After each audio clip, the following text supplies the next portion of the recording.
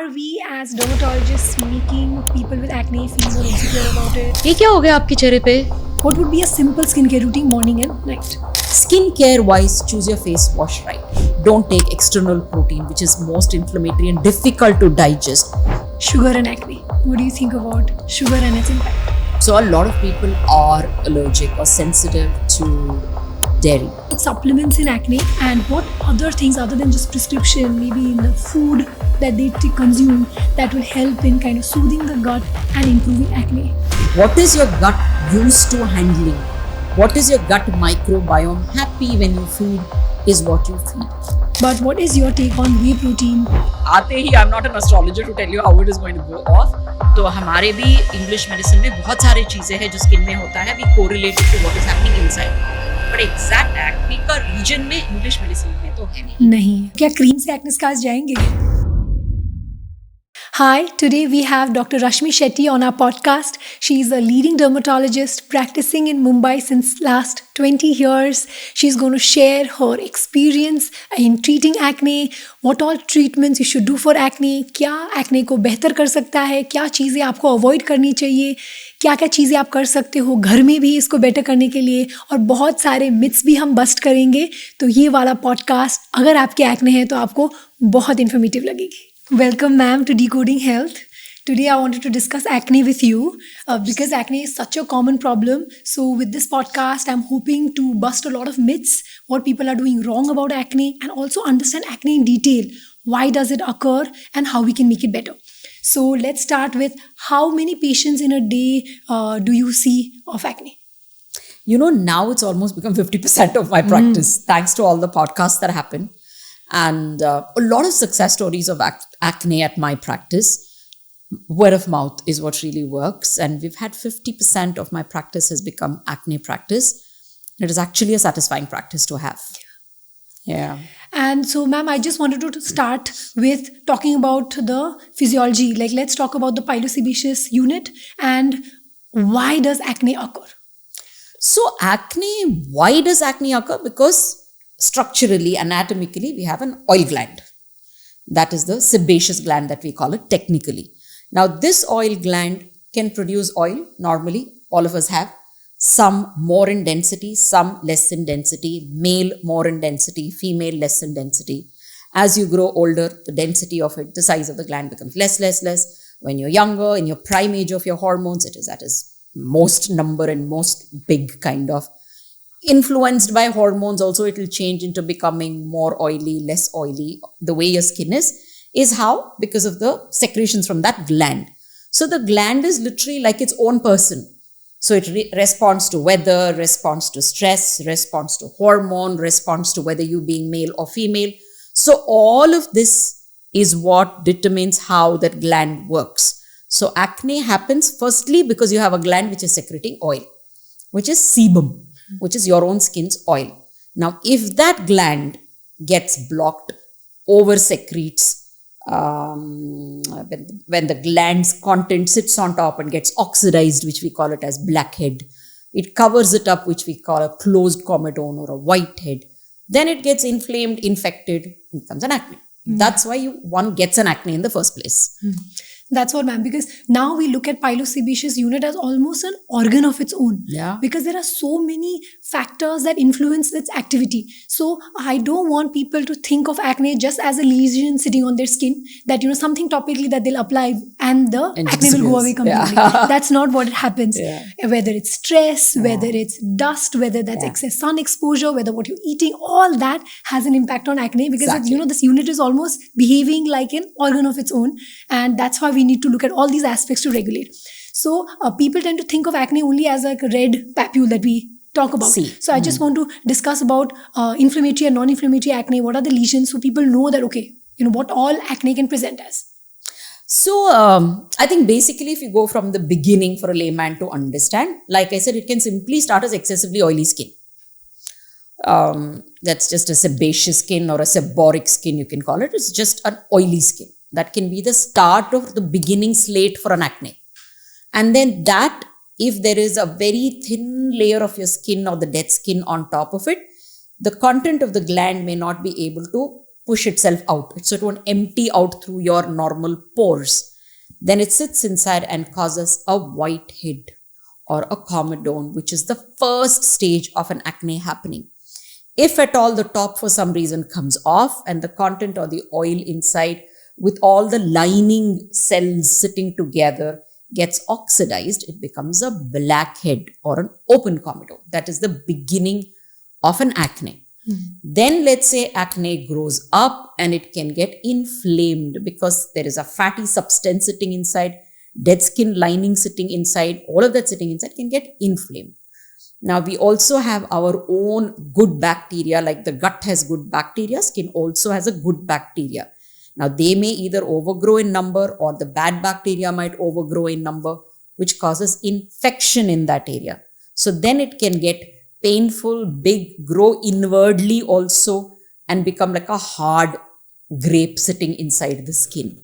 So these are various stages of acne that can happen to anyone. Now, depending on the cause of the acne, we can think it as hormonal acne, inflammatory acne, infective acne, whatever you want to name it as.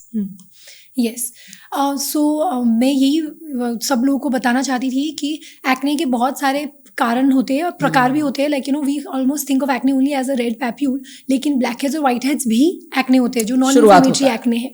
तो शुरुआत में वो black heads और white heads की तरह भी present कर सकता है. बहुत लोगों को सिर्फ वाइट हेड्स होते हैं फोरहेड में. तो how do you approach a patient जिसके सिर्फ फोरहेड में बहुत सारे वाइट हेड्स लेके आ रहे हैं? यूजली ये टीनेज पेशेंट्स होते हैं या लड़के होते हैं या स्पोर्ट्स या खेलते कूदते हुए लेट टीनेजर्स होते हैं. तो this is usually two reasons that I've seen. Simply adolescence and change in hormone, may not be abnormal hormone, simply change in your regular hormone to become adolescent hormone. कि male hormone जरा ज्यादा हो गया, female hormone जरा change हो गया, periods just start हो गया, मुझे जस्ट निकलने लगे. सो this is the time when the hormone changes. ये वो ही हो सकता है. इसीलिए sebaceous gland activity changes. That influences sebaceous gland so much. So it could just be that. Two, I've seen mostly it is if you have dandruff. If you end up having dandruff, then it could be a fungal kind of acne, which is the yeast grown acne. So this can happen, and that may usually accompany with a sticky scalp, with a flaky scalp, with a smelly scalp, or even folliculitis in your scalp, which is acne-like, white-like things on like a boil all over the scalp. So these can happen. Sometimes it is simply hygiene. So you don't wash your scalp off regularly. You wear a cap which is dirty. It could also be occlusive or obstructive. When you just put a cap all the time, tennis band all the time, something which is sitting here all the time might simply cause an obstruction to the gland. So it could be any one of these. This could also be friction. You keep sweating, you keep wiping. Could irritate the skin so much that you end up getting these. So it could be any one of these reasons. Correct. Or one more thing that I shouldn't forget is when you're just about growing up, you started using makeup and skincare without asking your dermatologist. Now that can lead to this as well. हाँ, and also लड़कियों में अगर वो बाल थोड़े flix रखते हैं या बैंग्स रखते हैं तो वो बाल बार बार स्किन में टच होने की वजह से भी because of course the oil from the scalp that is continuously obstructing the skin on the top, that is also leading to whiteheads. तो black heads on the nose काफ़ी कॉमन रहता है specially in main. So how do you tackle, आपके क्या go two products है जो आप recommend करते हो for black heads on the nose? Pella, it's important to differentiate between blackheads and hair. Many a times people come to me, especially girls, and say, oh my God, my blackhead just doesn't go, and they've khodoed it and, pulled it out and then used those strips which are very scary. Done all of that and say, but ye to jata nahi hai, and that will not even be blackhead. That will just be hair. So it's very important for you to differentiate that in the first place. If it is hair, it's so simple. Hair is too thick for some people, even men. We end up doing the regular hair reduction laser. If not, I simply hit it with a Q-switch laser and that kind of blends into the skin color and that's gone. But if it is actual blackheads, then yes, once you have a blackhead, there is no cream which is going to actually magically take it away. You need to extract it, number one. So that you prevent it, you use things like maybe salicylic acid, any of your AHA, BHAs, whichever you like your derm gives, to first reduce the excessive oiliness. Two, you could resort to maybe retinol-based creams, which will cause a little bit of an exfoliation. So things just don't sit on that. So between your retinols and between your BHAs and maybe AHAs, if the skin is less oily and more irritated, is your sweet spot. These are the basics that you can end up using. Having said that, like I say, I stress that you go to your derm, differentiate between hair and blackhead, and then extract if there is already sitting blackhead there. What do you feel about home extractions of blackheads? You know, initially, if you'd asked me this question, I would have said absolutely not. But now, since I treat so much acne, I know there are a lot of my kids who are, coming to me for acne. Most of them are hostelites. Either they're living in a hostel in India or living in a hostel in another country, but they're not here. Or people who are in jobs, young adults who've just got a job, they've moved into different cities. So then I can't tell them, absolutely don't touch it till you come back to me 3 months later. To me, I teach them what to do at home. What is the best way to remove? So what you could do is firstly use a little moisturizer, moisturize that area, hydrate that area, make sure it's not dry, red, angry with any other cream that you might have used. If your skin is oily, that's when you would have this mostly, so you wouldn't have used that. Then make sure you just bathe or take a steam. So then either simply the heat of that cubicle when you are having bath or taking a little bit of a steam softens that area. Then you buy yourself an extractor which is so easily available across anywhere. Any beauty shop will give you an extractor. Very gently just take it, don't poke the hell out of it. Just very gently run it on you. Sometimes you will have them all literally vomit out or expel out. So you just do it. Whatever is not coming, leave it. It may kind of either accumulate more and come out a little later or soften the second time around a week later when it won't come out. That is the best way for you to do that. What you should not definitely be doing is sitting and scratching it with your nail or use those strips. I'm so against those strips. And also, there are these devices which claim to suck the keratin out, and it's just like a vacuum, and they just use that pore cleaning device. What do you think about that?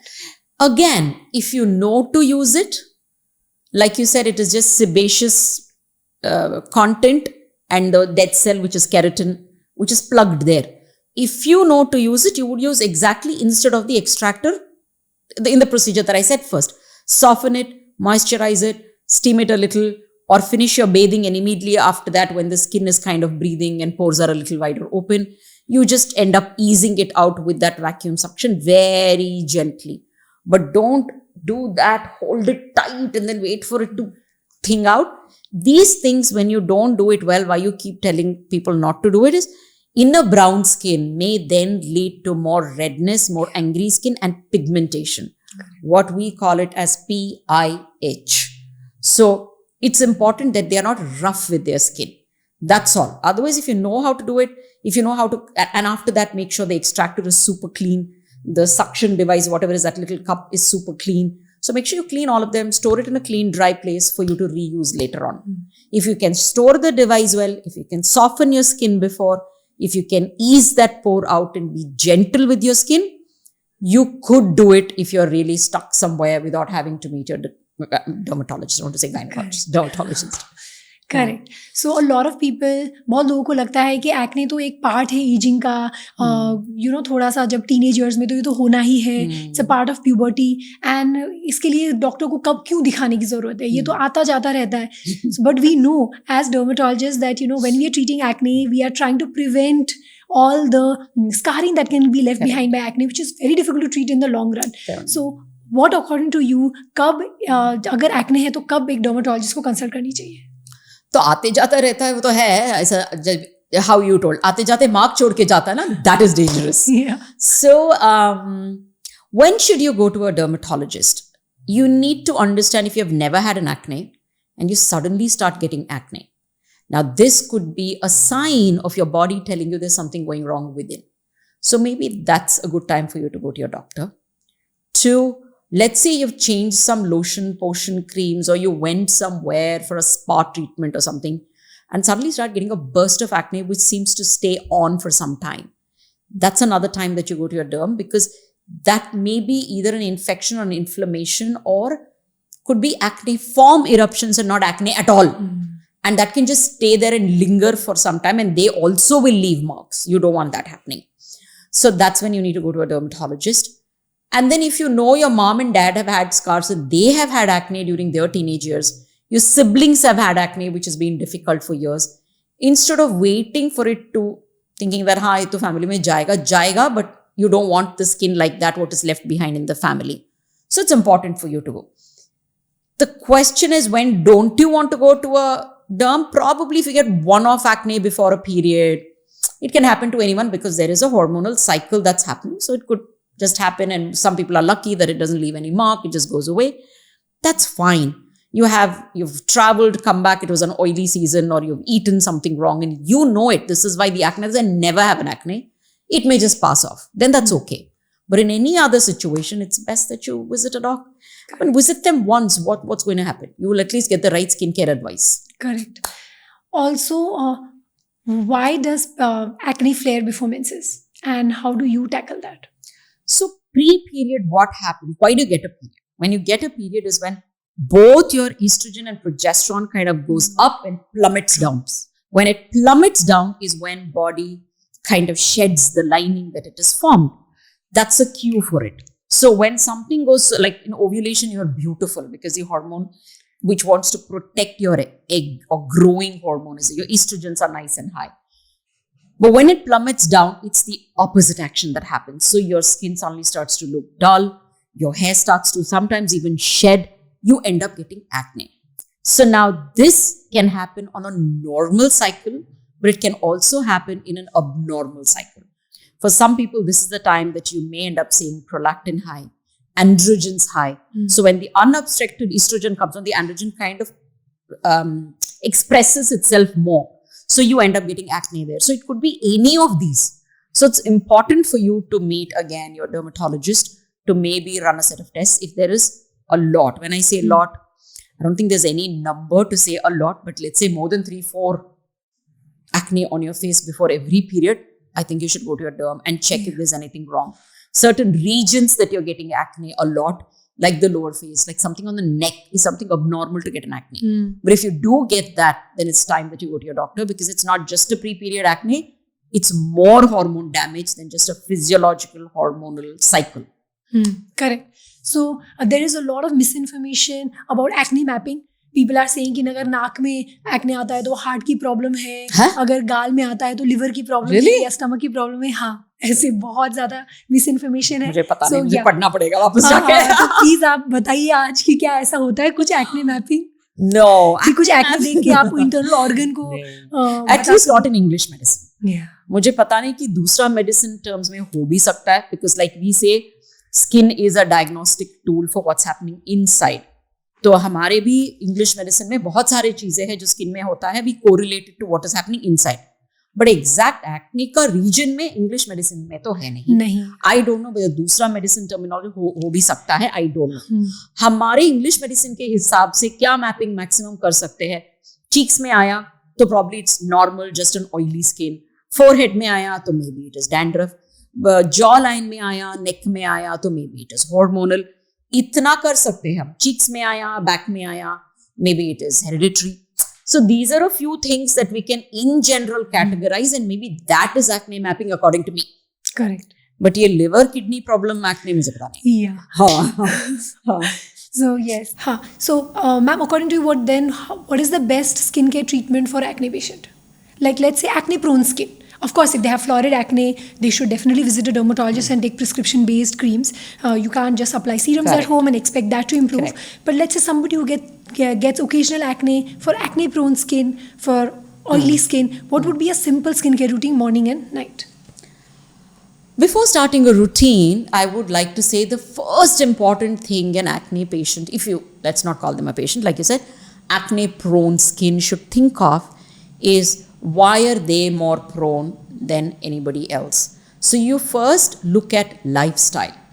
So very important for you to do some basic things right. Are you getting enough sleep?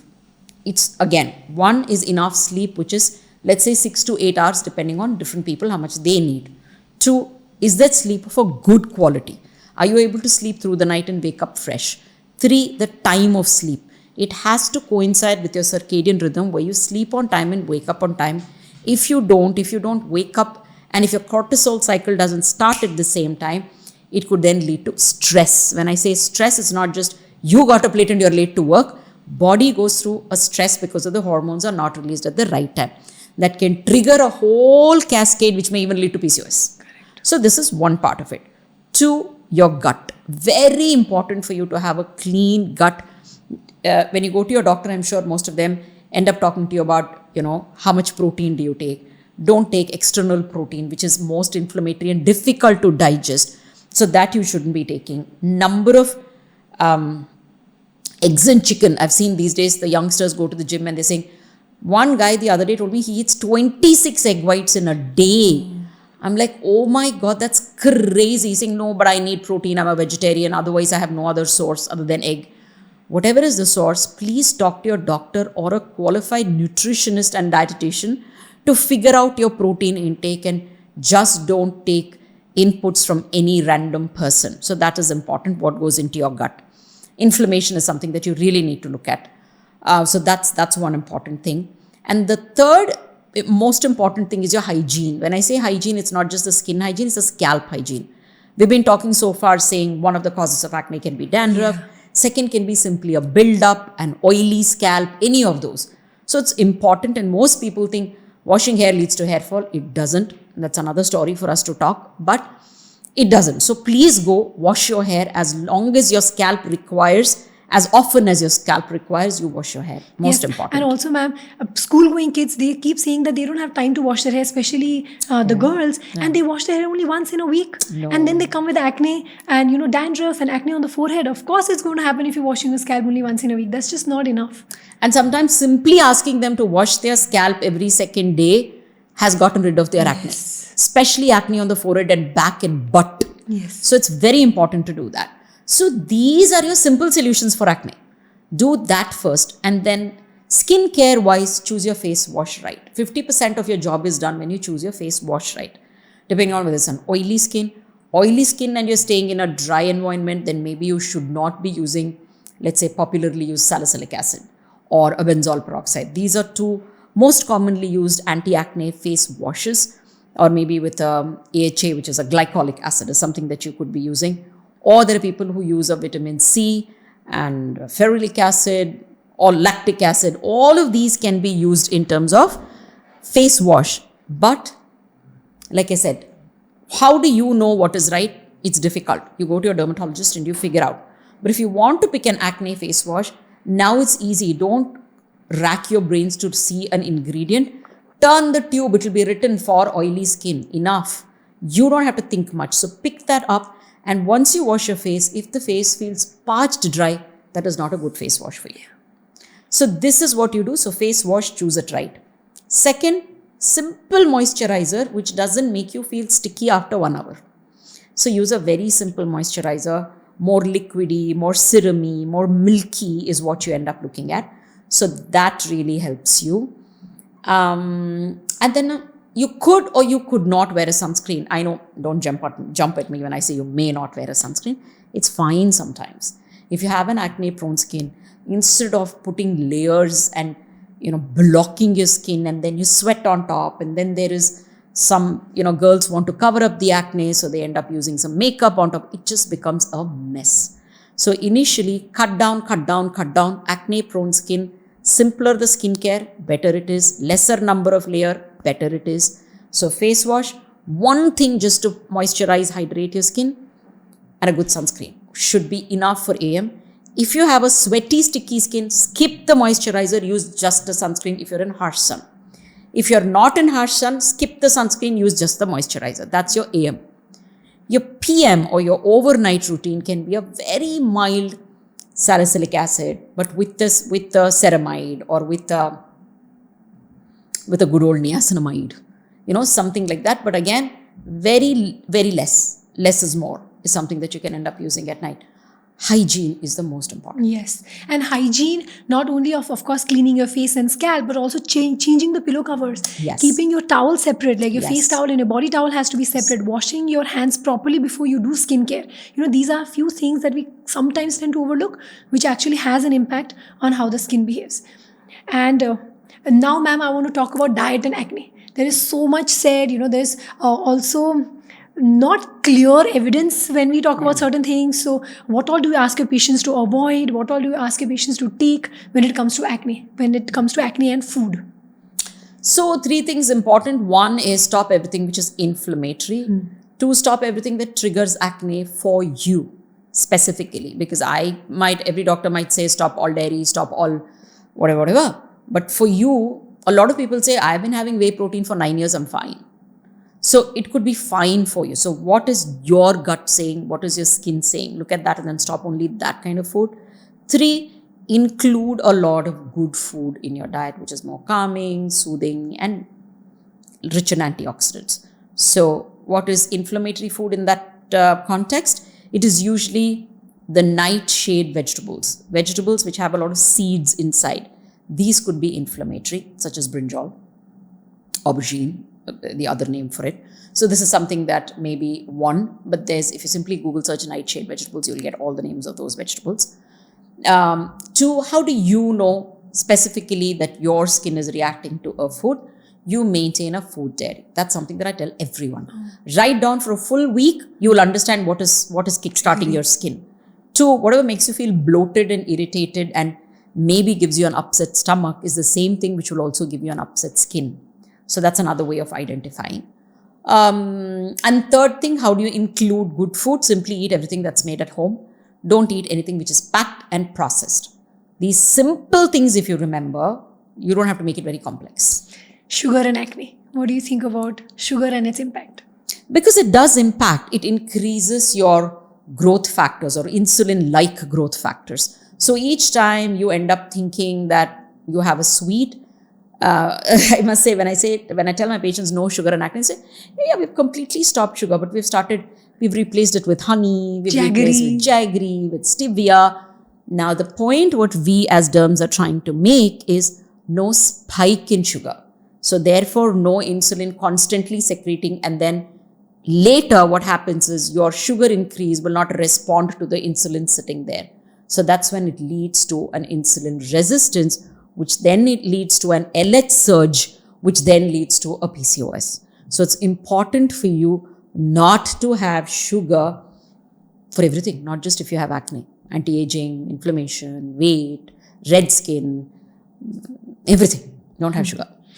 And ma'am, what's your take on whey protein? A lot of people do take whey protein or, vegan sources of protein. Whey protein, I feel that if you have acne, which has suddenly appeared, especially on the face, and truncal acne, I do see that correlation of having whey protein and getting a lot of truncal acne. So for that, I do ask them to stop it.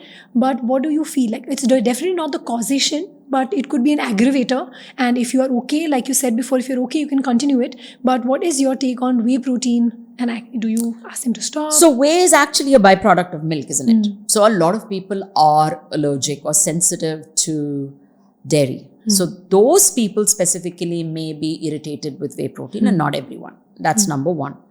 Number 2, it's not just which kind of protein, it is how much of protein. A lot of people end up saying, oh, we need 2 grams per kg body weight. Who told you that? With what calculation? So protein does not simply depend on per kg body weight. It depends on your burn, it depends on your activity, it depends on the whole day what you're doing. What are you accompanying that with? So a lot of food substance is not just carb. There is no one food which you can say just carb, just fat, just protein. So therefore you're already getting some protein. And then activity, a lot of people just work for that half an hour, work out for half an hour, then you're just sitting through the day. So where is the activity? Just because you're working for half an hour at the gym doesn't mean your body needs that kind of protein.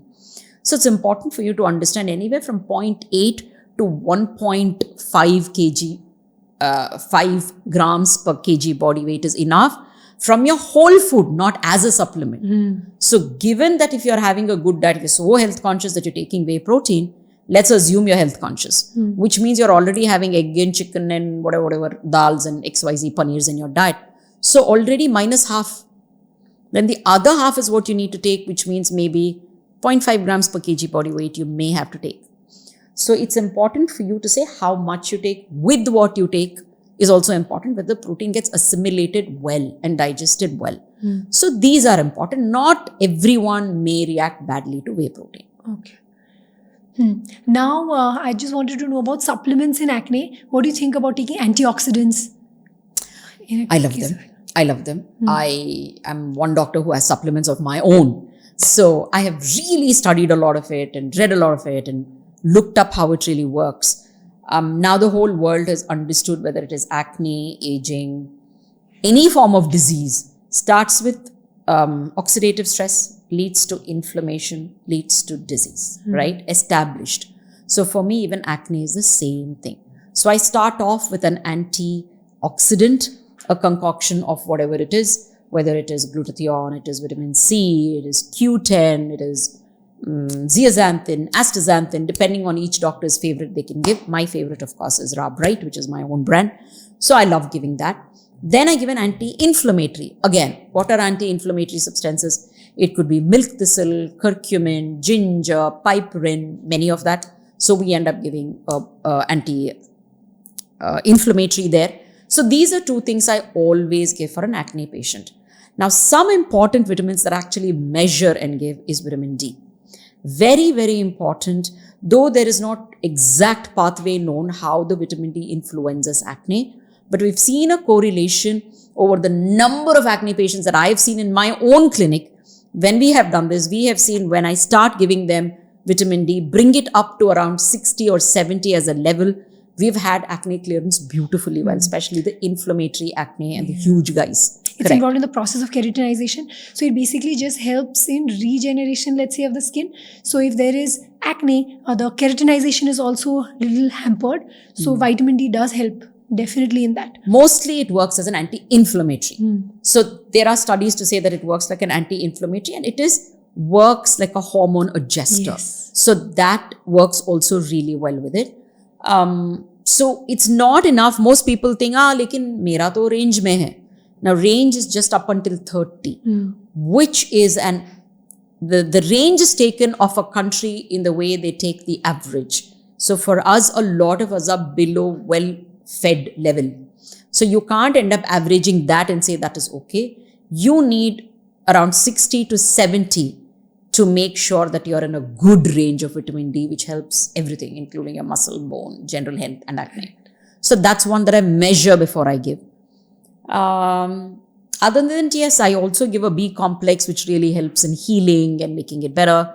Vitamin C, which reduces the way the scar is formed or the PIH is formed. So these are a few vitamins that I end up really giving in. Ma'am, what about vitamin B12 kind of exacerbating acne? How do we deal with that? It does. Especially when they take injectable vitamin B12, they come with a bad flare. Yes, of acne. So honestly, what we do is we do check that. If they come and say we never had it and suddenly we have a flare of acne, one of the things that I do, other than changing of cosmetics, changing of water, changing of place, I also look at what is it that you've taken last in terms of any medication. It's difficult. You need to dig because they don't think D is medication, B is medication. So you dig a little and you do reach there, and stopping it has always helped. Yes, correct. Now I just want to touch upon gut health and acne. There's a lot of talk about gut-skin axis. So when do you prescribe probiotics in a patient of acne, and what other things other than just prescription, maybe in the food that they consume, that will help in kind of soothing the gut and improving acne? I am not a big fan of prescribing probiotics. Yeah. So to me, we need to first understand when we are saying the good bacteria of the gut or the good lining of the gut, where the bacterial disruption leads to an irritated gut, and that again sends signals to the skin, right? Or a leaky gut happens because it kind of opens up and sends signals to skin.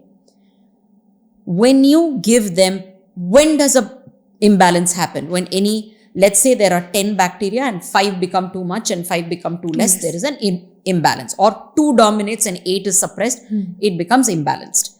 Now, if I'm giving you a probiotic orally, there is no way I can give you all of that because we ourselves don't know what all of that are. Yeah. Depending on which company probiotic you choose, you're choosing, let's say 50 million of 6 strains, 5 strains. Now you're again something is dominant. Tilting that axis again. You're again causing dysbiosis. So I don't believe in doing that. What I do is go back to their original food that they've grown with. That is what the bacteria likes. Like how I as a South Indian love curd rice as my soothing food, so does my gut likes the same thing.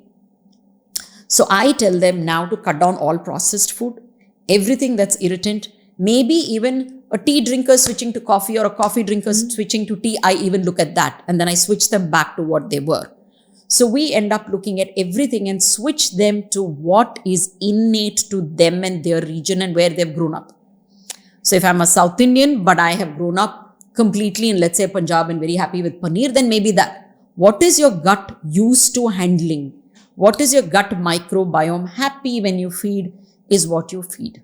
So that slowly adjusts the gut back to its normalcy, unless I've put someone on an antibiotic for the sake of very bad skin. Now, just the skin touching small antibiotic doesn't help. Sometimes when you have cystic acne, there's a whole soft tissue involvement. I may have to give a higher antibiotic. That's when I make sure I give a good gut bacteria for some time, but I withdraw it immediately the minute I withdraw the antibiotic and get back to adjusting with food. I don't mind people wanting to take ganji, kombucha, all of this. That's fine. But fermented food is fermented food. But I'm not one to jump and give them probiotic capsules and tablets. Yeah, even I feel it's unnecessary. So now I just want to talk about hormonal acne, let's say PCOS and acne. So whenever a woman comes to us, we always get into the history of how regular the periods are, whether they're regular or not, how many cycles are getting in a year, and if that is associated with, let's say, weight gain or thinning of hair on the scalp with increased facial hair and acanthosis nigricans or darkening of the neck and underarms, then we do think of PCOS. Of course, all the time it's not florid. Sometimes they might just come with one. So how do you approach a patient where you are suspecting PCOS and acne? So first thing, of course, always clinical history. So one, this whole panel of tests is very expensive. So I don't ask everybody to go through the panel of testing. I go through a thorough clinical testing. So I understand PCOS is a set of symptoms which happens because of various hormonal changes. Now, if I think there is excessive weight, there is darkness of the skin, then I would think more as insulin resistance. Then I would start treating in that line first. If I see there is a lot of hair on the face, there is a lot of hair fall that is happening, there is a lot of acne on the back and shoulder, all this tells me that it is hyperandrogenic. Then I may end up treating them with androgen regulating drugs. Then if I end up seeing that they do have breast tenderness before periods, they have very red inflamed acne, skin is more red and angry, they have, like I said, breast tenderness, all of this, then I may think of prolactin excess and treat it accordingly. But of course, prolactin I don't treat without doing the testing. And most times I may even kind of collaborate with my endocrinologist to do that. So that is something that I may think and specifically test for prolactin then. Along with they do the vitamin D testing, so you know they correlate with each other. So that is something that you can do. Then if you sit and think that there is, periods also which is not coming on time, and they have simply a lot of like more telogen effluvium kind of hair shedding, it could be something with their estrogen. So these are things that I end up looking at and then sometimes treat without testing when it is very evident. Otherwise, I do always test. Unless the patient really is sensitive to the amount that they want to spend, I may end up initially clinically diagnosing it. But otherwise, I do a panel of tests, blood tests, and that's very indicative for me more than an ultrasound. Correct. And also lifestyle changes are, of course, the most important part of managing a case of PCOS or hormonal acne. Along with that, then we put them on hormonal tablets, which might be required for about 6 to 9 months. How do you like to prescribe? I am very conservative. Also, you see, acne is a disease or is an issue which happens mostly in teenagers. And it breaks my heart to see that some doctors just put them on oral contraceptive pills and just send them away. So no, that's something that I'm not trigger happy there. I make sure a lot of counseling is done in terms of diet. And I also see, and this is something that I'd like people watching to take home, that you can't end up diet counseling just a young teenager. You need to diet counsel the whole family. So I literally send the teenager out and, reprimand the mother and the father saying, look at the way your weight is, how are you influencing the child at all? Which means everything that's cooked in the house may not be right. So I make sure I counsel the whole family for the diet, which is very important. Putting in some exercise into their lifestyle becomes nice. Putting in some happiness quotient into their life, whether it is asking the parents whether they like some hobbies, and start doing it, because mentally de-stressing them is also very important. Acne itself can be very stressful. So mentally de-stressing them is important. Once I do all of that, really motivate them to lose weight, I rather for a young teenager, put them more on supplementation, some cleanups or extractions in my office, some very mild surface peels from the top to loosen up the dead skin and also to probably lessen the oil from the top is what I like doing. So this is my initial approach. Only then will I start treating them more systemically. Then I would first treat their insulin resistance, if that's what it is for me. In the end, I would see whether I want some androgen lowering medicines, and my last go-to would be an oral contraceptive, and never for a child below 18. Oh yes, that's important. Yeah. And there's a lot of misinformation about isotretinoin, that how bad it is for health, that it can cause infertility, and women should not be taking it. So I just want to use this podcast as a channel to correct all the misinformation and just talk a little bit about isotretinoin and how it affects the skin and what is the mechanism of how it controls acne. So isotretinoin, what I usually tell my patients, is like crocin to fever. Yeah, so your gland is overactive. It is producing a lot of oil. It's like you're having fever. So doctor gave you crocin. I gave the gland the isotretinoin. It just shuts the gland and makes it drier. That is it. That is what is happening there. Now, what a doctor will usually do is give you an isotretinoin, and then also, or before giving you an isotretinoin, figure out why you're having acne. So it's like giving, let's say, antibiotic to fever. So we end up treating either hormones or infection or inflammation first, along with that telling the gland, enough now, shut up, shut the factory. That is how it works. But the question of how safe it is, yes, it is a vitamin A precursor. So it's a vitamin A. So it could be unsafe for people who may already have gastric irritation, maybe ulcers in the stomach, which is, in case of maybe adult acne, something that you usually end up seeing. So that may be important. A liver function test may be important to see your triglycerides are in place or not. The liver is really well functional, because that is what metabolizes this and throws it out. So these may be important. What could be the common side effects that may happen with isotretinoin? Could be dry eyes, dry lips, dry vagina, dry hair, therefore brittle hair. Could be some hair breakage and hair shedding can also happen. Now, your last part of the question where you said infertility and females should not take it. There are a few studies which show that isotretinoin does affect the pituitary ovarian axis. So it can happen that it does interfere with it and cause amenorrhea, dysmenorrhea, oligomenorrhea. It can cause any of these things. So that could be some specific cases that might see that kind of side effect also. But it's not that it'll interfere with everybody's axis.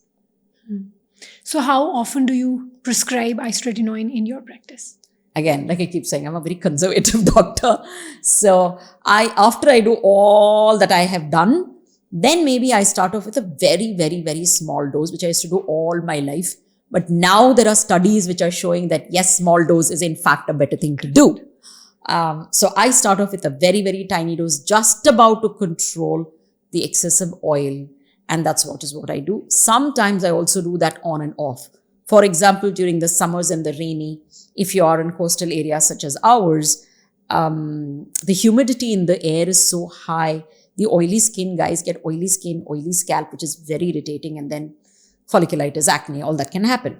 So dandruff can increase, because what does dandruff eat or feed on is your stearic acid, which is the oil of your gland.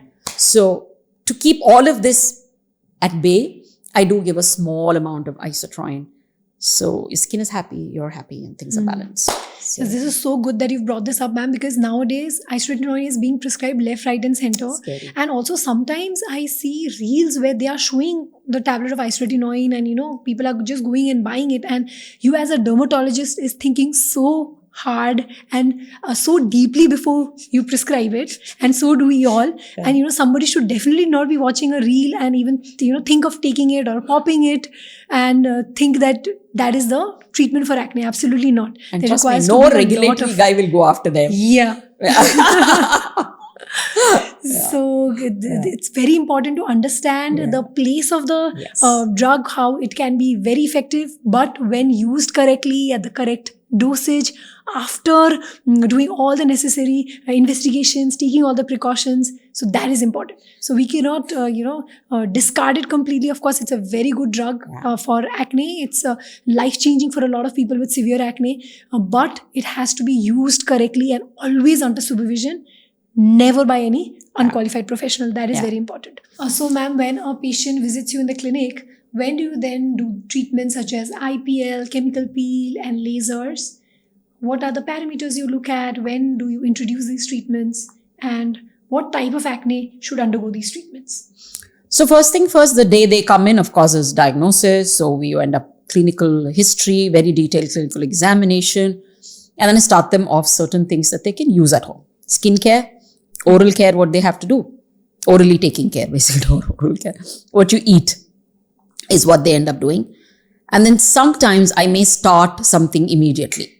For example, if it's a very fulminant, infected, inflamed acne, I may do certain peels which instantly start working from the outside, as well as medicine that starts working from the inside. Young kids come in with a lot of comedones. I may also do an extraction on the day one. So these are some things that I end up doing on the day one. Otherwise, I wait for the inflammation, infection to settle down. Sometimes when there's more inflammation than infection, I may end up doing things like an IPL to just calm the skin down. And once everything is kind of gone, peels can happen at any stage through it all. Different kinds of peels, different combinations of peels can happen through it all. Then I like microneedling radiofrequency is one of my go-to procedures for acne, acne scars, active acne, post-acne, any time of those things. You end up doing microneedling radiofrequency. And what else? Yeah, now post all the acne is gone, inflammation, infection is fully settled, I also like to judiciously do our hybrid lasers, which is a CO2 laser combination with erbium glass. We could end up doing those lasers. Then in certain people, it is not the scars, but the PIH, which is more. So then I may do in combination with peel certain Q-switch lasers on them. So these are pretty much what I end up doing. With a few adult patients who have had acne scars, we could even do injectable biostimulators. So these are things that I also combine sometimes with microneedling, combine with a peel, or just do it on its own. So these are various gadgets. Therefore, there may be 800 solutions out there. You need your dermatologist to see and design what is right for you. Right for you initially when the acne is active, then when the acne is almost going, then when the acne is gone and the scar or the marks are remaining. So this is the acne journey, which can be sometimes almost a year with your doctor. So that's how I go about. So ma'am, when a patient asks you, how long will it take for their acne to get better? What do you say? So I always say, pehla aapko jaan lu, skin jaan lu, acne jaan lu. Aate hi, I'm not an astrologer to tell you how it is going to go off. So what we end up doing is I tell them, first 1 mahina hone dijiye. I take some time to understand your skin. I might give you a set of things to start using. उसमें शायद एक आपको अच्छा नहीं लगेगा, simply. और उसमें एक smell आपको अच्छा नहीं लगेगा, या एक का आपका skin को irritate होगा. So I will need that first one time for also to kind of get the skin right. मेरा हार्मोन टेस्ट अगर मैंने दिया है वो आने में टाइम लगेगा. पीरियड्स का सेकेंड डे ही हम हार्मोन का test second third fourth day में कर सकता है. शायद आपका पीरियड आने में ही और 15-20 दिन हो. So for me I need that first 1 month to understand the skin, hormone. So जो आपका डैंड्रफ खराब है वो जाने में मैं दवाई भी दे दिया तो मुझे 2-3 हफ्ते तो लगेंगे वो जाने में. सो मुझे ये सब आपका लाइफस्टाइल मैंने एडवाइस दे दिया, आप फॉलो करेंगे, कल से नहीं होने वाला है ना. So that is where I catch them. I tell them, 2 महीना हो गया मेरा एक्ने नहीं गया. 2 महीना हो गया, वेट तो 1 किलो भी कम नहीं हुआ. So this is where I end up catching them and I tell them and teach them that acne is a 2-way थिंग. You work 50%, I work 50%. I can't work 100%. वो होने वाला ही नहीं है. और बाकी 50% तो Bhagwan Barose, because I can't switch off your genes. I can't be 100% monitoring what you're doing behind my back. All of this are also important. So long story short, if you ask me how long it takes, for some it may simply be a month and it'll all be gone, because these are acne which has specific reasons. Kuch wrong chemical use kiya, kuch something has happened. But if you do have either hereditary or lifestyle serious issues or hormonal issues, it'll take me 1 year. 3 months to 1 year, I tell them. 3 months afterwards, I'll tell you my real prediction. One month onwards, I'll tell you how many months I'll take to get it in a better space. So 3 months to 1 year is what please give me, all of you. Absolutely. So I also usually tell them give me 6 months, we'll see how it goes. क्योंकि काफ़ी time लग जाता है उनकी skin को समझने में और एक ऐसा रूटीन बनाने में that they like and enjoy using and also will be able to follow.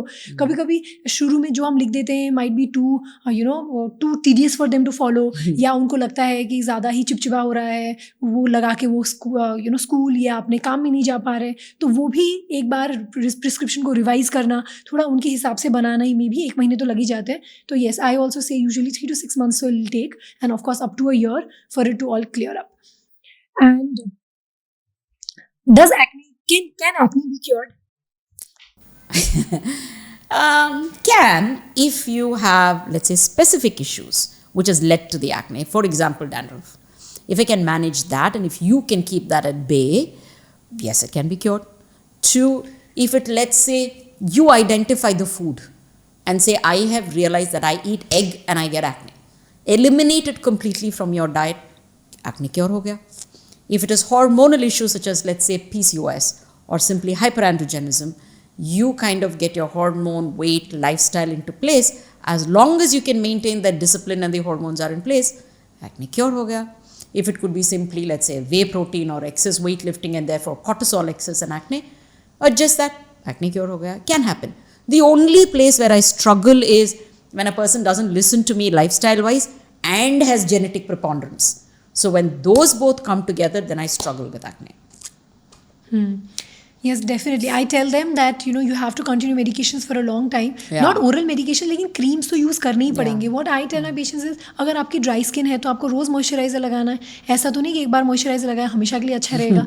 तो अगर आपकी oily acne prone skin है तो कुछ ना कुछ तो रोज़ करनी ही पड़ेगी उसको improve करने के लिए. सब कुछ छोड़ के बैठ जाओगे, ऐसे सोचोगे नहीं मेरे friends नहीं कर रहे कुछ भी, उनकी अच्छी skin है, क्यों मेरा acne हो रहा है, मुझे क्यों इतना creams लगाना है, तो फिर नहीं होगा, because you are predisposed, your skin is made in a certain way. Yeah. So there are certain things that have to come into place for and a routine that you need to follow if you want clear skin. I wish there was a magic wand. Yeah, we all wish, but you have to be very consistent. It does take time, and this is what I wanted to bring out also, that her acne अलग है, हर किसी में जैसा result दिखता है, कितना time लगेगा, क्या फ़ायदा देगा, that is all so varied. That's why we need to see an expert. That's why experience comes into play, because understanding the whole aspect of acne, not just the skin lesion, but why it's occurring, and giving treatment that actually helps along with lifestyle changes, trying to understand that also takes a while. So that's why seeking expert opinion and taking treatment is important. Ma'am, अगला सवाल कि जब आप एक लड़की को approach करते हो या एक लड़की को अप्रोच करते हो for acne, men versus women, is there any difference? Difference ये है कि men have testosterone. We women also have, but it's in a very small proportion to what a man has. That's a man hormone, right? So testosterone itself is more stimulatory to your oil glands. So you're more prone to acne. Transepidermal water loss is more on a male skin. So that makes the skin dry and dehydrated in its own way quickly, but oily because of the testosterone. That makes a tough skin to also treat. To men, I can't say blanket on that, but I feel are less hygienic at times in terms of number of times washing their hair or washing their face.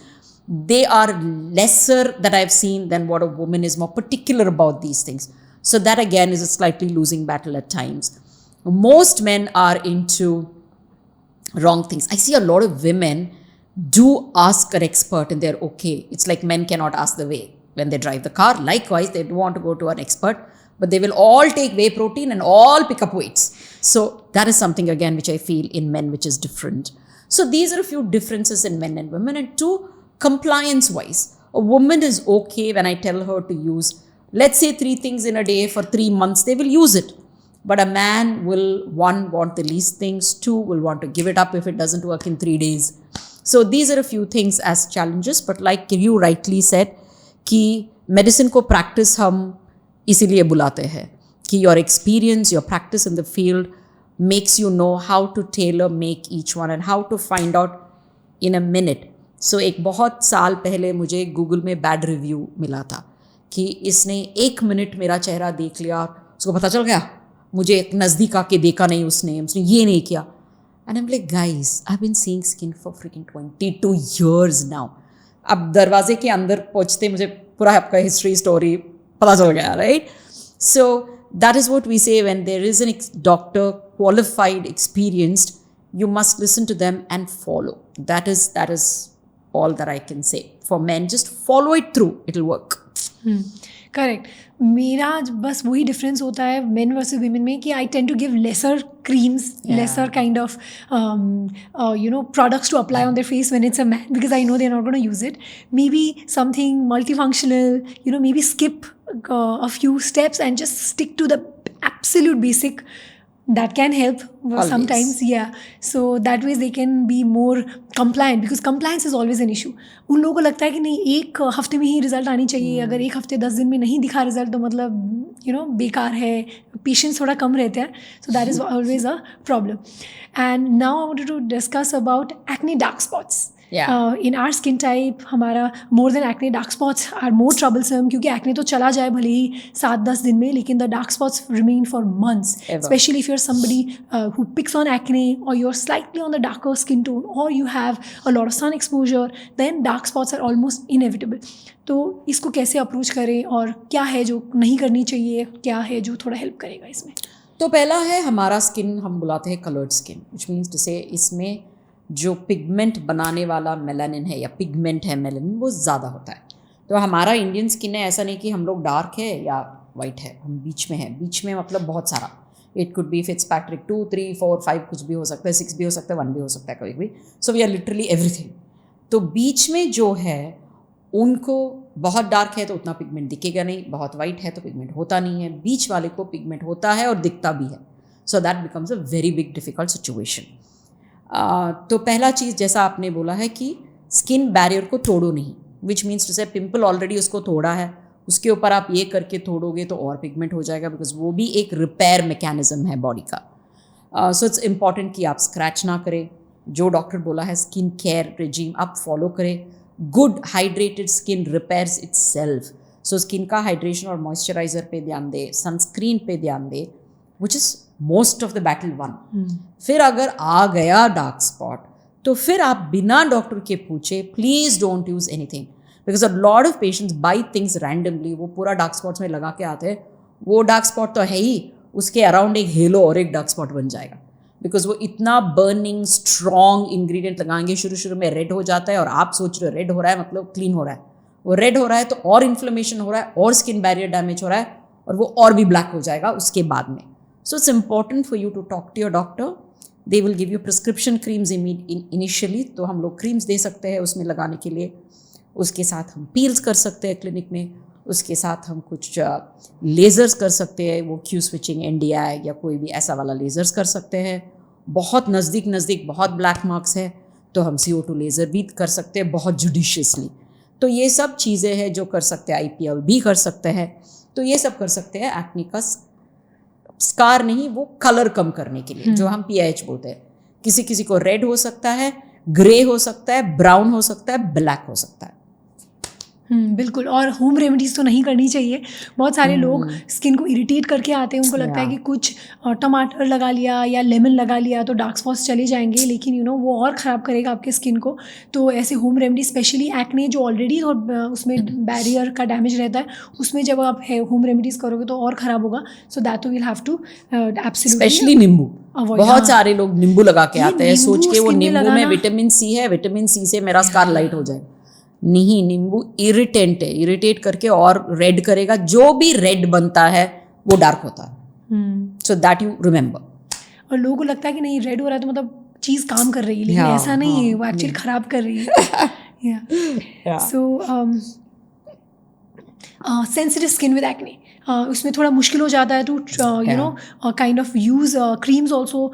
कुछ हमारे जो acne के treatments होते हैं वो skin को थोड़ा dry भी कर देता है, इरिटेट भी कर सकती है. तो सेंसिटिव स्किन विद एक्ने में what's your approach? So first thing is, कभी कभी स्किन ही सेंसिटिव होता है और उसके साथ एक्ने रहता है. कभी कभी होम रेमेडीज करके या ऑनलाइन जो भी जिसको जो नॉन क्वालिफाइड है उनका सब सलाह सुन के वो उसकी स्किन में शायद कुछ किया हो या नहीं किया हो, वो आपके स्किन में करता है उसका कोई गारंटी नहीं है. तो आप ये सब सुन के कुछ सेल्फ रेमेडीज करके डाल के आते हो, that makes the skin sensitive. Acne तो उधर रह जाता है, साथ में स्किन सेंसिटिव हो जाता है. सो जब ऐसा आते हो तो फर्स्ट थिंग इज, आप खुद डॉक्टर को पहुंचने से पहले सभी एक्टिव इंग्रेडिएंट स्टॉप कर दो. नंबर 1. 2, सिर्फ मॉइस्चराइजर पे काम करो, वो भी लाइट वाला कोई मॉइस्चराइजर, सो कि स्किन बैरियर हील हो जाए. उसके ऊपर सनस्क्रीन लगा सकते हो अगर सनस्क्रीन है जो इरिटेट नहीं करता हो. सिर्फ 2 चीज़ डाल के फिर you take an appointment with the doctor who is your best. You go to the doctor, then the doctor will start treating you. Now, what do I do in the clinic? That's what I do. First, strip them of all the skincare active ingredients, put them on a basic healing, soothing moisturizer for at least 6-7 days. Then take care of the lifestyle. Sugar excess hai to wo stop karo. That can be inflaming from within. Then it could be dandruff. That is also an inflammatory substance. The dandruff itself can inflame the skin. वो देख के साफ करो. So I do all of this. Meanwhile, all we are doing is giving you a moisturizer to protect the skin. Then after the first week, you come back, and then maybe while I'm doing this, I might have given you an oral antibiotic or an oral anti-inflammatory and an oral hydrant such as lutein, zeaxanthin, maybe sometimes collagen, any of this which will hydrate you from within, repair the barrier from within, plus moisturizer from the top, reduce all irritants, and take away things like dandruff and infection with oral antibiotic. This is my first line of approach. After that, I'll see what next. Yes, ma'am. So that's what is very important when we approach sensitive skin. They try to try a lot of products that can make your skin sensitive. Also because of social media, इतने सारे advertisements आते हैं acne के, creams के, serums के, वो खुद से ही लगा रहे हैं, उसकी वजह से भी स्किन सेंसिटिव हो रही है. तो पता करना कि क्यों सेंसिटिव हो रही है, उसको सब बंद करके एक एकदम बेसिक ट्रीटमेंट में रहना is important. And like you said, I also prefer to give oral medications in patient with sensitive skin, क्योंकि they are not able to of course tolerate a lot of skin care products. So yes, so stick to the basics and visit an expert. That is the takeaway. And okay, so your go-to for acne scars.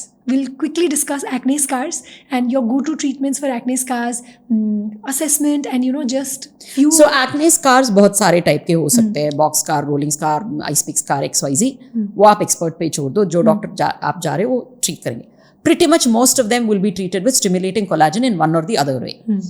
So what we will do is, if we say young skin acne scar, simply keep doing microneedling radiofrequency, for example, or a derma roller or a derma pen, whatever your doctor chooses to do. Basically, needle, stimulate, it will kind of by and by after 6 sittings, 8 sittings, 10 sittings, depending on how bad your scar is. Pretty much it will improve a lot if you're a young skin. If you're an older skin, I would like to combine the mechanical stimulation with the biostimulation. So I want to give them ground substance so that the collagen which is growing will grow in a nice, happy milieu or environment. So I like to combine a microneedling, any of the 3 processes that I named, plus a biostimulator, which could be again anything, right from a GFC to a PRP to a Profilo to a skin weave to a skin booster. Now, I also like to combine if they have scars, plus they are a slightly older, drier skin, plus there is PIH or other pigmentation which can be in association with acne scars, such as melasma or any such thing. Then I like to combine with PDRN, which gives me amazing results. So it's called as polynucleotides, which could be just certain amino acid chains, which are longer chains, or it could be PDRN, which could be a salmon sperm extract.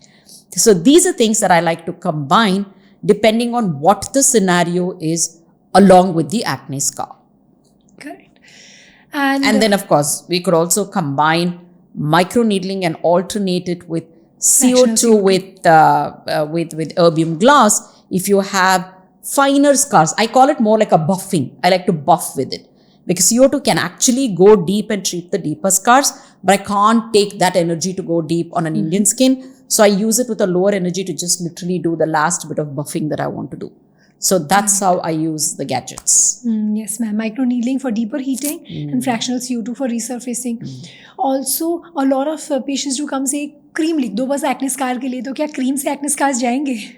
एक 10 साल लगाते रहो लगातार peptides and retinoids and retinols and stuff like that, ऐसा होते होते होते शायद कुछ हो जाएगा, पता नहीं. सुपरफिशियल स्कार्स थोड़े इंप्रूव हो सकते हैं, लेकिन हो सकता है, बट वो मात्रा में आप रेटिनॉल डालोगे तो इतना सारा एक्सफोलिएशन होगा, स्किन सेंसिटिव होगा, ऑल दैट होगा, और वो आप रोज कैसा वो सब हैंडल करेंगे, है ना.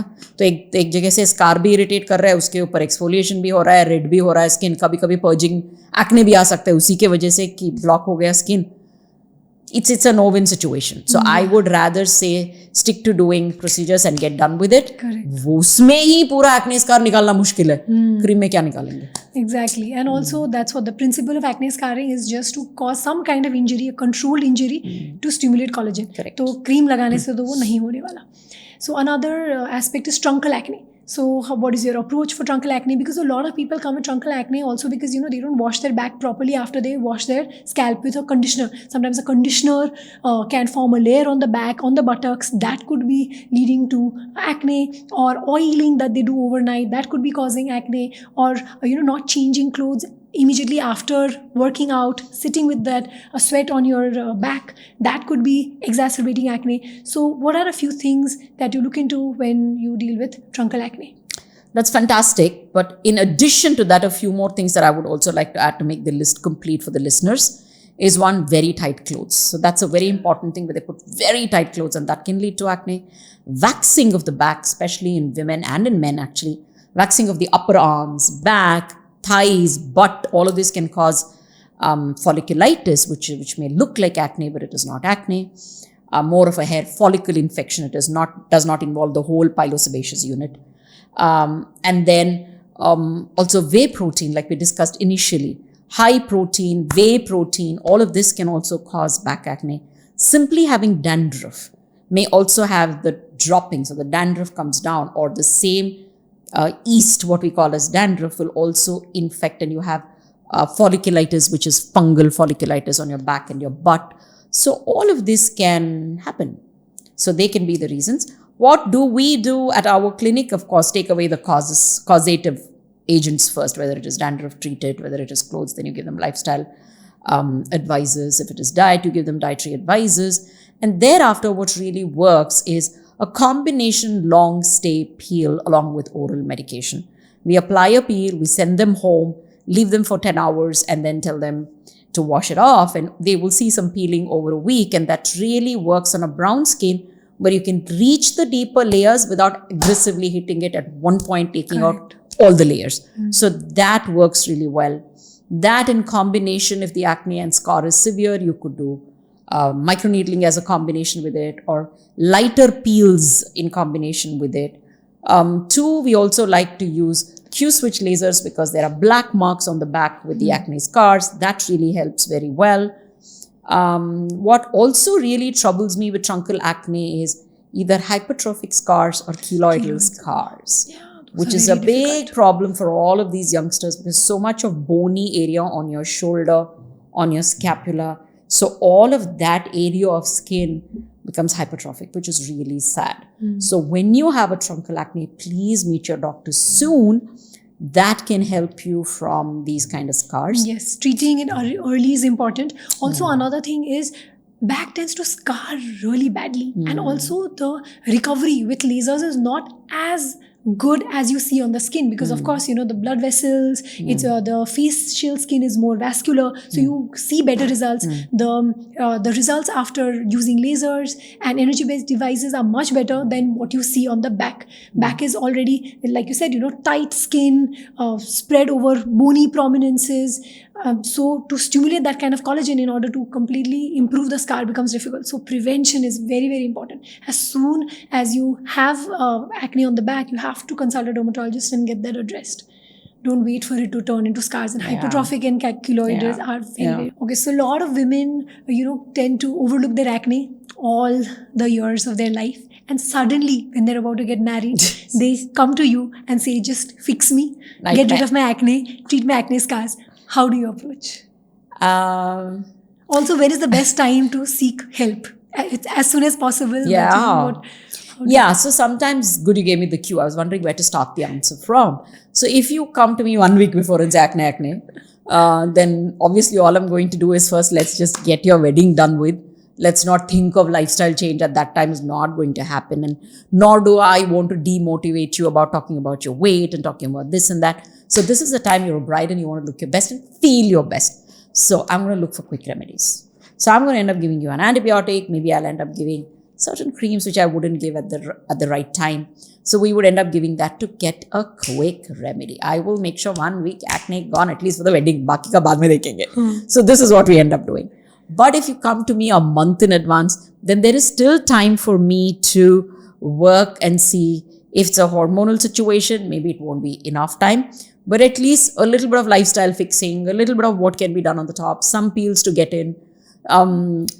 This is not the time that I would end up doing microneedling or things where I can stimulate a collagen because that's going to take me a long time. That can be done post-wedding as a long-term more remedy for the life. But for now, I'm looking for a remedy for the event. So I would choose more of biostimulators that I may just inject into it. Or if the scars are too deep, I may put some fillers to lift each scar off. I may do some subcision to cut the scar and then lift it off. So I may do things. Sometimes the acne scarring is so severe. I've seen people have literally dents in their face. One sitting of filler when I do, they are so happy because the dents are gone. And it looks beautiful for that day because no matter of 100 sittings of your microneedling will never give you that result. So we end up doing that. So that's a quick fix then. For acne, of course, you're doing your antibiotics, you're doing your all the regular stuff, quickly treating maybe things like a dandruff and a food chart and stuff like that. If you come to me 6 months in advance, then I go all guns blazing, the right way of treating, the long-term way of treating, the most stimulatory way of treating. So I do the regular thing. But these 1 week and 1 month wale is the toughest. Yeah. Also now, tougher than that, acne before an event. You have an event in 2 days, 1 day, just an acne has popped up and you get a call. What do I do? So if it is really like a big acne which looks inflamed and which looks scary, when it's painful and let's say you have a shoot tomorrow morning, what do? So you call the patient over and you just end up injecting something right into that, which is anti-inflammatory and calms it down right away. Voila, in next 24 hours, it's actually gone from your skin. So you're very happy. Be very, very judicious that you go to a dermatologist to do this because this, if it is not done in the right concentration of the drug, can cause actually a khadda. Yeah, which and in looks the horrible. right plane. And Yes. yeah, one It pain, can one cause cause a khadda, dent. two may end up causing white little dot there which will never go, like skin will depigment. So it is very important for you to go to the right doctor who will inject the right amount, right plane, right concentration of that drug.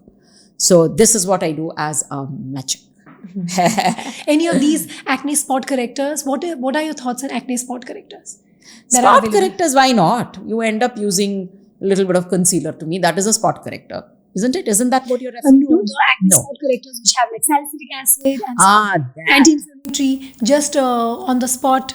and That's then what acne we will go pretty away. much do in the practice also. But maybe we know your skin, we know your barrier, and then we may give you the right combination to do it and the right way to do it. If you end up picking something from over the counter, you don't know the strength of the salicylic acid, you don't know the combination of what's going inside it, you don't even know if it's good.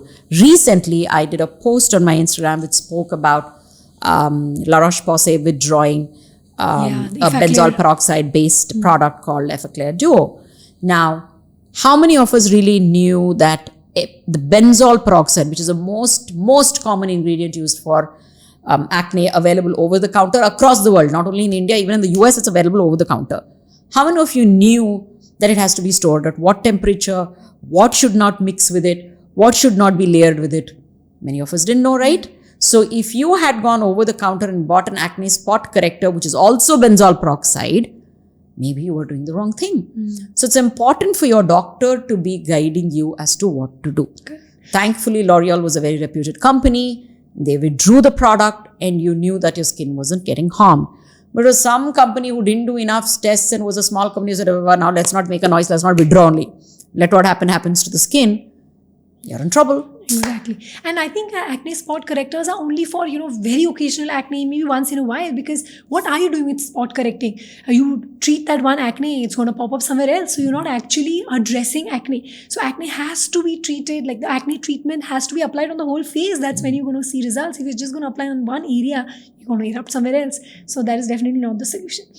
So, ma'am, now I'm going to ask you some quick answers for home remedies for acne. These are very common home remedies that people use. Tea oil.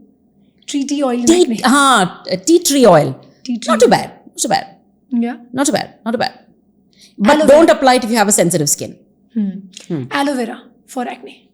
How does it work? No.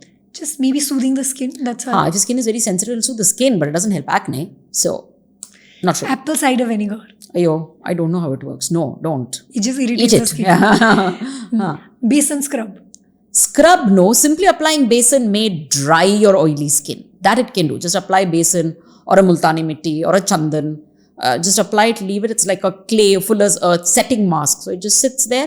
Wash it off with water after that. But please don't scrub your skin. That may temporarily help your oily skin. Multani mitti. Same funda. Temporarily dries up on your skin, helps your oily skin. But will it reduce acne? No. It's cooling, so it can calm your skin down also a little bit. So what, in terms of home remedies, what is the worst that you have seen in your practice that people have done to ruin their skin when it comes to acne?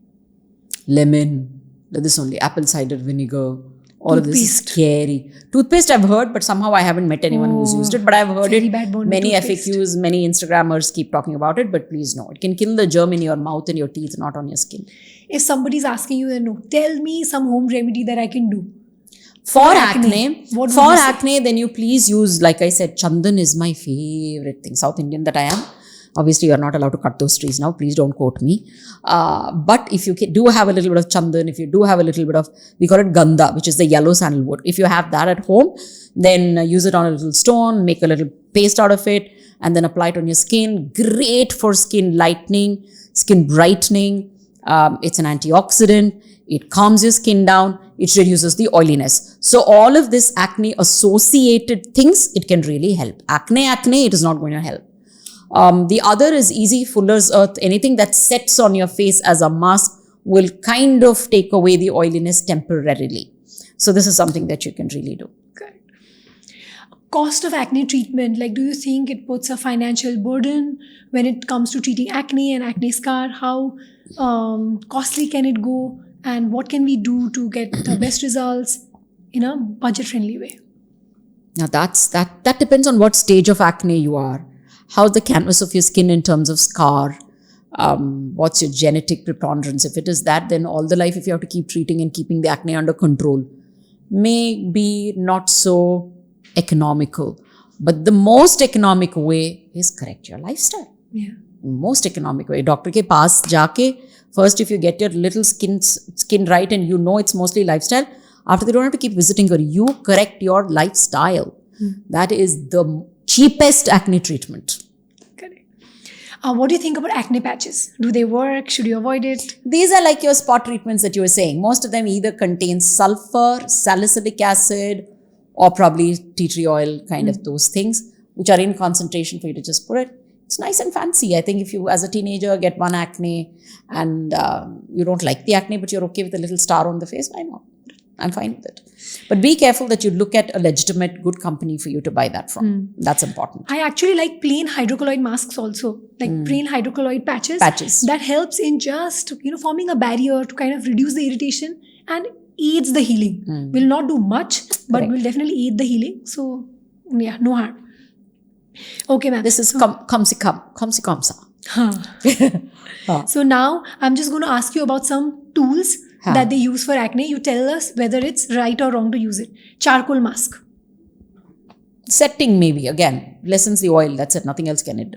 Pore vacuum. We discussed it, but... Pool vacuum. Pore vacuum. Oh yeah, we discussed it. So yes, you can. Again, keep the vacuum clean, the head very clean and do it gently on a wet skin and a nicely primed skin. Micro bead scrubs. The beads have to be round. The bead has to be small. Bead has to be gentle. It's in a cream base or a face wash base. So it's not irritating. But if you have an active acne, inflamed acne, please don't use any form of God's own scrub also. Absolutely not. That will only add to inflammation, irritate, and crack and break your skin everywhere, and the infection can even just spread. No. Correct. LED light therapy. LED Yeah, devices for it. please. How?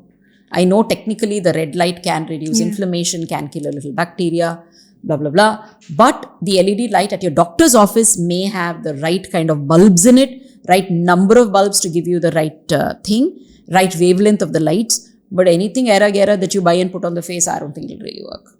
Essential oils. I'm not an expert. Don't know. Face steaming devices, taking steam on the face. It'll only inflame you, make it red, angry, irritated. Unless, like I said, you're in some town stuck and you want to get your blackheads done, then you do a little bit of steam, not to the extent that it becomes red and hot. Correct. Ma'am, now a rapid fire. Acha, I thought so this you was just rapid. have to say myth or fact. Acha, Okay, okay. chocolate causes acne.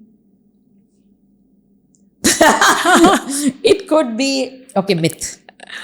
Remember, pure chocolate. I'm not talking of milk chocolate, milk with sugar and chocolate. Pure chocolate does not cause acne.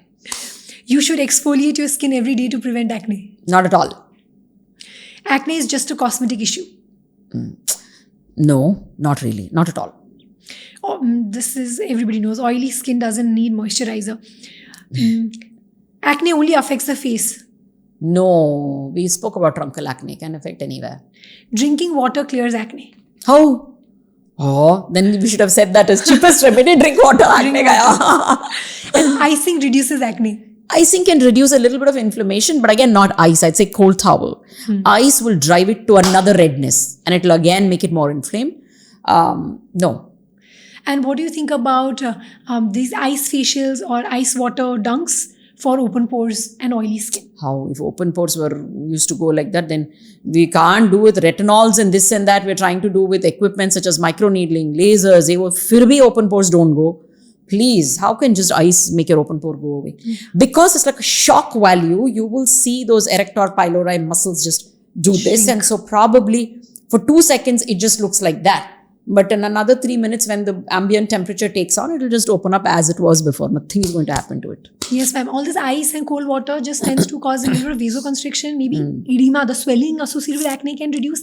That can temporarily make you feel that your acne has shrunk. But no, it's just going to come back because we are not addressing the issue that is the actual causes of acne. So, ma'am, controversial questions. Are we as dermatologists making people with acne feel more insecure about it and trying to pressurize them into taking treatment? I don't think we as derms are doing it. We as derms are educating them in the right way. The pressure is already created by the society, or pressure is created by sometimes inside the house and families. If I can take this podcast, one thing that I really want to do with every platform that I get is probably to say, many a times, ये क्या हो गया आपके चेहरे पे? Oh my God, इसको acne हो गया है. You didn't do anything. Arey, I know na I have acne. I've seen the mirror in the morning. I know I have pigmentation. I've seen the mirror in the morning. I know I'm aging. I don't need you to tell me that. So stop telling people anything unpleasant. They all know it already. You telling is not going to help it. So that is what creates pressure. Please be kind on people.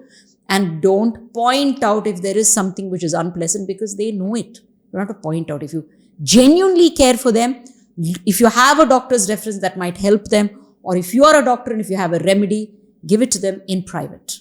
You don't have to tell them how their face is looking. We all know how it is looking. Correct.